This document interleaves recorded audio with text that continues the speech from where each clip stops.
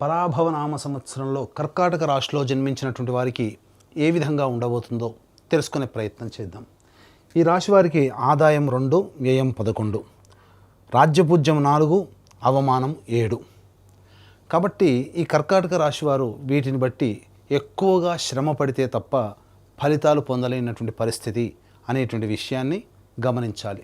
ముఖ్యంగా గమనించినట్లయితే ఈ కర్కాటక రాశి వారికి ప్రధానంగా అష్టమ రాహువు, అలాగే భాగ్యస్థానంలో శని సంచారము, ఈ కారణం చేత గతంలో వలె అనారోగ్యంతో కొంత ఇబ్బంది పడడం ఈ కర్కాటక రాశి వారికి జరగబోతుంది.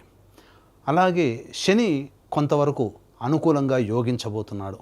భాగ్య శని ప్రభావం అంటే అన్ని అవకాశాలు దగ్గర దాకా వచ్చినట్టే వస్తాయి, కానీ అవకాశాన్ని జార విడుచుకుంటారు.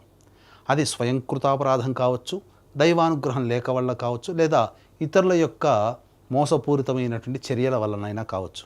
కానీ ఏది ఏమైనప్పటికీ కూడా నష్టం జరగబోతుంది కదా.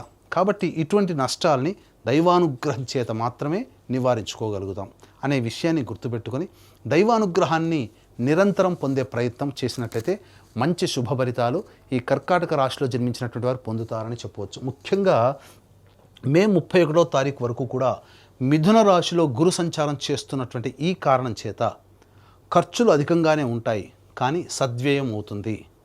అంతేకాకుండా ఈ మే 31వ తారీఖు లోపల తీర్థయాత్రలు సందర్శించడం, మఠాధిపతులు, పీఠాధిపతులు, కుటుంబ పెద్దలు, మత పెద్దల యొక్క ఆశీర్వచనాలు పొందడం, ఏదైనా శుభకార్యాలలో ఎక్కువగా పాల్గొనడం, ఇతరులకి మీరు వాలంటరీగా సహాయ సహకారాలు మీ వంతు అందించడం, తద్వారా కొంతవరకు యోగాన్ని పొందగలుగుతారని చెప్పవచ్చు.